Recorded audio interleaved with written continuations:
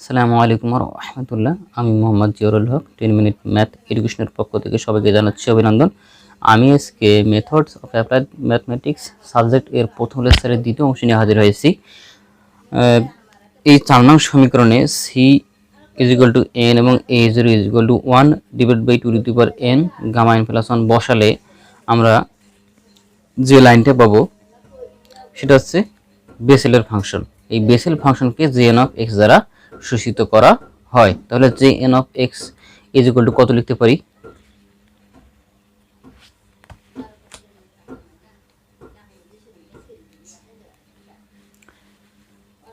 jn of x is equal to আমরা এই লাইনটা পাই,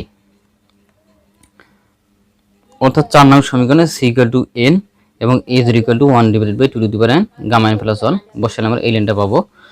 এই নিচের 2 টু দি পাওয়ার n যদি উপরে নিয়ে যাই তাহলে লেখা যায় x divide by 2 to the power n, আর নিচে থাকলো গামা n প্লাস 1। এখানে 1 1 থাকলো, মাইনাস মাইনাস থাকলো, তারপর x স্কয়ার, এইখানে 2 কমন নিলাম তো 2 ইনটু n প্লাস 1 থাকলো, এখানে 2 কমন নিলাম তাহলে 2 ইনটু n প্লাস 1, এখানে যদি 2 কমন নেই 2 ইনটু n প্লাস 2, আর 4 কে 2 স্কয়ার লেখা যায়।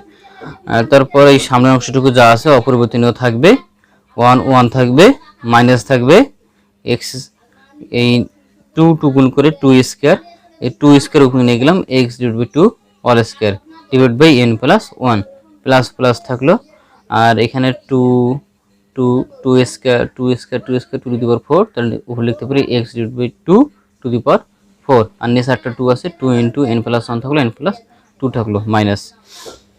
হ্যাঁ, ইজ ইকুয়াল টু এই লাইনটা আমরা পরে তৈরি করব। এই লাইনটা তৈরি করার আগে আমরা এই লাইনটা মুখস্থ আকারে লিখব। মুখস্থ আকারে লেখার নিয়ম হচ্ছে jn of x is equal two summation r equal to 0 থেকে ইনফিনিটি মাইনাস 1 দিব, ডিভাইডের চিহ্ন দিব, গামা ব্র্যাকেট দিব, আবার আরেকটা গামা দিয়ে গামার পেটটা দিব, তারপর এই minus 1 two the power r লিখবো, এখানে r লিখবো, এখানে r লিখবো, x ডিভাইড বাই 2 উপরে লিখছি, x ডিভাইড বাই 2 উপরে প্লাস 2 আর লিখবো, অতঃপর এখানে প্লাস 1 দিব, এখানে n প্লাস 1 দিব, এখানে জাস্ট n দিব। তারপর এই লাইন থেকে আমরা ln বের করব, অর্থাৎ r এর জায়গায় 0 বসাবো, 1 বসাবো, 2 বসাবো, 3 বসাবো, বসে আমরা lnটা পাবো।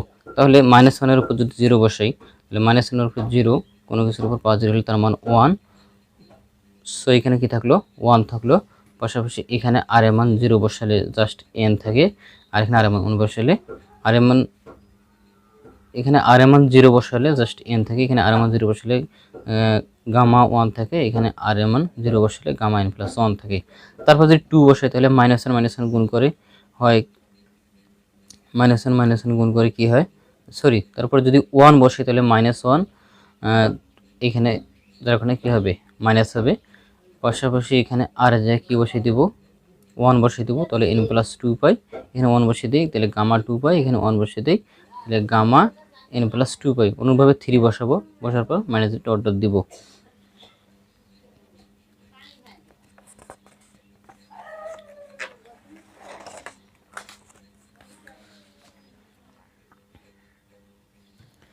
ইহাই বেসেল ডিফারেনশিয়াল সমীকরণের একটি বিশেষ সমাধান যা বেসেল ফাংশন হিসেবে পরিচিত।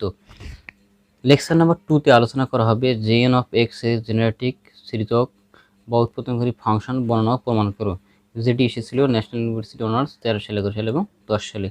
তো আজকে এই পর্যন্ত। ভিডিওটি যদি ভালো লাগে থাকে তাহলে একটি লাইক দিবেন, পরবর্তী ভিডিও সবার আগে পাওয়ার জন্য অবশ্যই চ্যানেলটি সাবস্ক্রাইব করে রাখবেন। আসসালামু আলাইকুম ওয়া রাহমাতুল্লাহ।